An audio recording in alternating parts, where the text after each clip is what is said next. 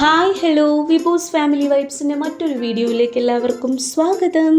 ഞാൻ ഏറ്റവും കൂടുതൽ ബുദ്ധിമുട്ടുന്ന ഒരു കാര്യത്തിന് ഒരു സൊല്യൂഷൻ കണ്ടെത്തി അത് ഞാൻ നിങ്ങളുമായിട്ട് ഷെയർ ചെയ്യുകയാണ്.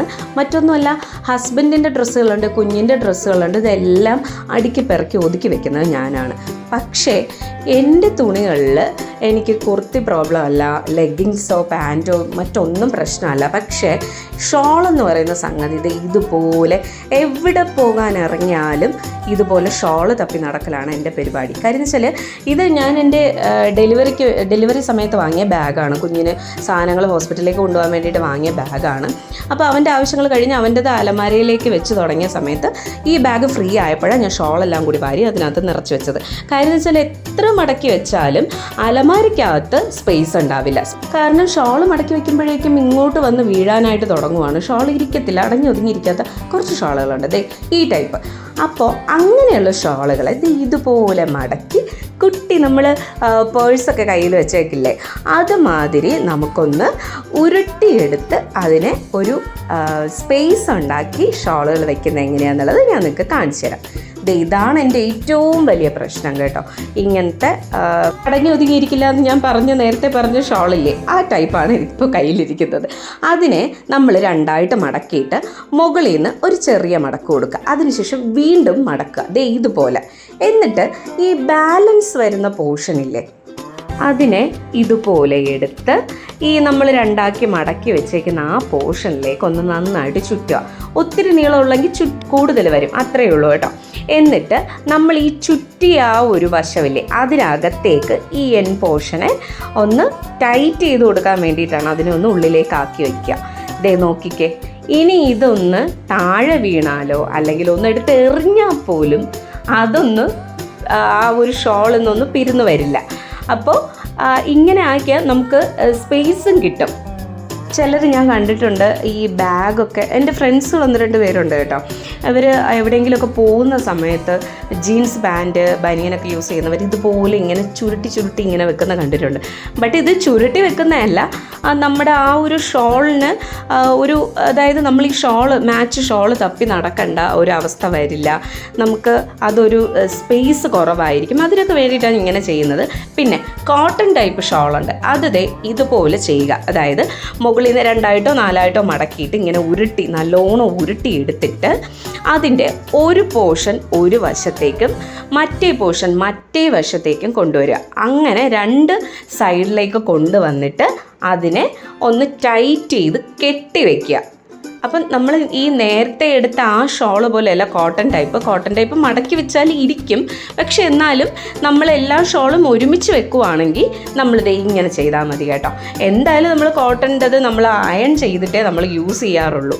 അപ്പോൾ ഇതുപോലെ ചെയ്താൽ മതി കേട്ടോ. നിങ്ങൾക്കിത് യൂസ്ഫുൾ ആവും എന്നെനിക്ക് തോന്നിയിട്ടാണ് കേട്ടോ. എനിക്ക് കുറച്ച് സ്പേസ് കിട്ടിയിട്ടുണ്ട്. എനിക്കിപ്പോൾ ഷോള് തപ്പി നടക്കേണ്ട അവസ്ഥയൊന്നും വരുന്നില്ല. അപ്പോൾ അതുകൊണ്ടാണ് ഞാൻ നിങ്ങളുമായിട്ട് ഇത് ഷെയർ ചെയ്യുന്നത് കേട്ടോ. ഇതല്ലാണ്ട് വേറെ ഏതെങ്കിലും ഒരു രീതി ഷോളിന് വേണ്ടിയിട്ട് ഉണ്ടെങ്കിൽ അതും നിങ്ങൾ തീർച്ചയായിട്ടും കമൻറ്റ് ചെയ്യാൻ മറക്കരുത് കേട്ടോ. ഓക്കെ, അപ്പോൾ എനിക്ക് വേറൊരു ഓപ്ഷൻ കിട്ടിയെന്ന് പറഞ്ഞാൽ ഈ ഹാങ്ങിങ് ടൈപ്പ് മീഷോയിലും ഫ്ലിപ്കാർട്ടിലൊക്കെ കിട്ടുന്ന ഹാങ്ങിങ് ടൈപ്പ് ഷോൾ ഇടാൻ വേണ്ടിയിട്ടുള്ള അത് നമ്മൾ എത്രയെന്നും പറഞ്ഞ് വാങ്ങും. ഇപ്പോൾ എനിക്ക് തന്നെ ഒരു 40 ഷോളുണ്ട്. ഞാൻ അതിനു വേണ്ടി എത്ര ഹാങ്ങർ മേടിക്കേണ്ടി വരും. അപ്പോൾ അതുകൊണ്ടാണ് ഇങ്ങനൊരു കാര്യം ഞാൻ കണ്ടുപിടിച്ചെടുത്തത്. ഇങ്ങനെ ചെയ്യുന്നവരുണ്ടാവും. പക്ഷെ നമ്മൾ ഈ കടകളിൽ നിന്നൊക്കെ വാങ്ങുന്നില്ലേ, കടകളിൽ നിന്ന് വാങ്ങുന്ന ഷോളുകൾ ഈ കയറ് പീതി പോലെയാണ് അവരത് വെച്ചേക്കുന്നത്. അതും ആ കടകളിലെ സ്പേസിനും കൂടി വേണ്ടിയിട്ടും പിന്നെ എപ്പോഴും എടുത്ത് മടക്കി വെക്കേണ്ട അങ്ങനെയൊക്കെയുള്ള ഒരു രീതി കൊണ്ടാണ് അങ്ങനെ നമ്മൾ ഒതുക്കി വെക്കുന്നത്. പക്ഷെ ശരിക്കും പറഞ്ഞാൽ കടയിൽ നിന്ന് ഷോള് മേടിച്ചുകൊണ്ട് വന്നിട്ട് ശരിക്കും പറഞ്ഞാൽ 1-1.5 ടൈം എടുക്കും. ആ ഒരു കയർ പിരി പോലത്തെ ആ ചുറ്റൊന്ന് ഇളക്കിയെടുത്ത് ആ ഷോളിനെ ഒന്ന് നിവർത്ത്. പക്ഷെ ഇത് നോക്കിക്കേ, ഇങ്ങനെ ചെയ്തു വെച്ചാൽ നമുക്ക് ഒരു പാടും ഉണ്ടാവില്ല. ആ ഒരു എൻ പോർഷൻ മാത്രം ആ ഒരു ടൈറ്റ് ചെയ്ത് വെക്കുന്ന അവിടുന്ന് ആ ഒരു എൻ പോർഷൻ ഇളക്കി വിട്ടാൽ തന്നെ ഷോള് പഴയപടിയാവും. അപ്പം നമുക്ക് ആ ഒരു ബുദ്ധിമുട്ടും വരുന്നില്ല. ഈ കോട്ടൺ ടൈപ്പ് എല്ലാം ഞാൻ അതുപോലെ ആക്കി എടുക്കുവാണ്.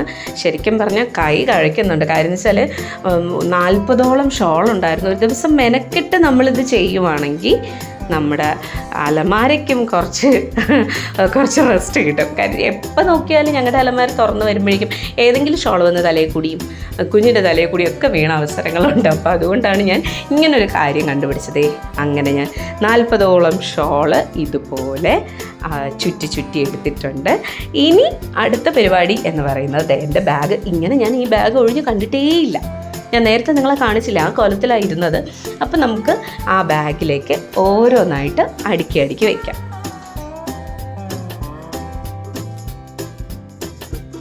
അതിനെ ഞാൻ ഓരോന്നായിട്ട് എൻ്റെ ബാഗിനകത്തേക്ക് അടുക്കുവാണ്.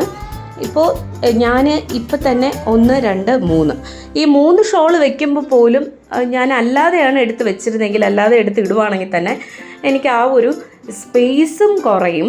പിന്നെ അത് മാത്രമല്ല, സ്പേസ് കൂടുതലുമായിരിക്കും. പിന്നെ ഷോൾ എവിടെ ഇരിക്കുക എന്നുള്ളൊരു കൺഫ്യൂഷനാണ്. മറ്റേത് നമ്മളിങ്ങനെ അടുക്കി വെച്ച് കഴിഞ്ഞാൽ നമുക്ക് ആ ഒരു ഓരോന്നായിട്ട് നമ്മൾ എടുത്തിങ്ങനെ നമ്മുടെ കയ്യിൽ അടുക്കി വെച്ചാൽ പോലും നമുക്കൊരു കംഫർട്ടില്ലായ്മ തോന്നില്ല. അപ്പോൾ ഇതുപോലെ ഇങ്ങനെ അടുക്കി പെറുക്കി വെച്ച് കഴിഞ്ഞാൽ നിങ്ങൾക്ക് ഏതെങ്കിലും കുർത്തിയുടെയും പാൻറ്റിൻ്റെയും കൂടെ മാച്ചായിട്ടുള്ള ഷോൾ എടുക്കാൻ ഒരു ബുദ്ധിമുട്ടും ഉണ്ടാവില്ല. അപ്പോൾ ഈ ടിപ്പ് നിങ്ങൾക്ക് ഇഷ്ടമായെങ്കിൽ ലൈക്ക് ചെയ്യുക, കമൻറ്റ് ചെയ്യുക, ഷെയർ ചെയ്യുക. ഇതുവരെ സബ്സ്ക്രൈബ് ചെയ്യാതെയാണ് കാണുന്നതെങ്കിൽ സബ് ചെയ്യാനും മറക്കരുത്. എല്ലാവർക്കും tata, bye bye, see U.